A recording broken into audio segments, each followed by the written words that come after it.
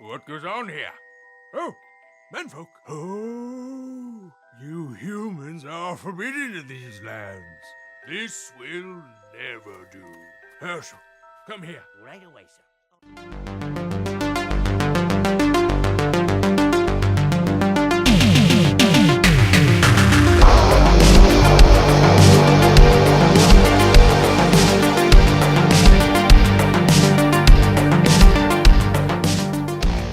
New STRYKER and the Tyrant of Time.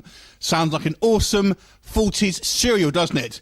It kind of takes inspiration from that. So let's talk about this movie. This one's directed by Rob Taylor and is a kind of like retro sci-fi film, very much in the style of the kind of the serial movies, but kind of maxed up in its adult material. There's lots of boobs in this movie, some good old-fashioned violence, and some comedy as well. I've got to say, this film to me reminds me the most out of the 60s Batman TV show, although with an R kind of rating. And the story here, basically, we have a kind of mad scientist, basically, who breaks out of this kind of prison with his kind of floppy-haired henchman, basically, and kind of goes on the rampage, and he is pursued by a kind of I guess you would call it maybe like a James Bond sort of style character, really.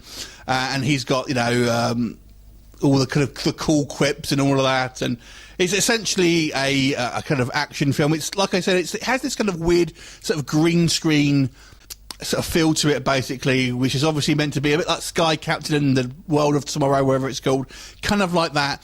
And it has some quite fun design choices in regards to this kind of like retro look, and everything's very OTT. There's got these kind of robots that, for example, that are kind of, you know, don't look very functional and just kind of, you know, waddle around, and then someone comments, oh, is that all they do? And I'm like, yeah. So it's kind of funny as well. It had some quite kind of good humour in it. But I've got to say the humour is more or less the same joke throughout the film. So it is kind of amusing, but don't expect a huge amount of the kind of variety in the humour. It's all kind of poking fun at itself in a weird way, and kind of poking fun at the genre. Like the fights, for example, we have this big fight at the beginning of the movie, and, you know, it's all kind of very OTT and almost slapstick in its style. So it is fun, but it kind of gets a little bit grating after a while. And it is obviously a cheap film, but they kind of embrace it. So I did kind of quite like that fact. And I actually kind of like some of the design choices here. Yes, the acting's a bit hokey, but it's kind of meant to be. But I don't think you can hide behind that too much. It's meant to be a kind of cheesy B movie. It still is.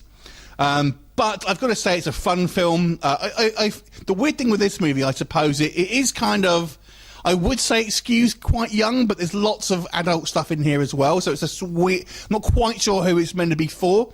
But, you know, if you like a bit of a seriously kind of jazzy B-movie, really, with freaky retro visuals and a bit of a kind of a adult streak in it as well, then you may want to check it out. So I'm going to give this one a 5 out of 10. Have you seen it? What did you think of it? Leave me a comment, and I'll look forward to seeing you next time. Bye for now.